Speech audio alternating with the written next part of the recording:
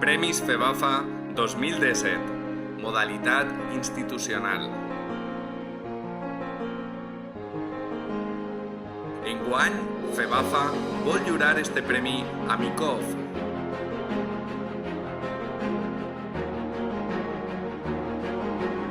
Enhorabona!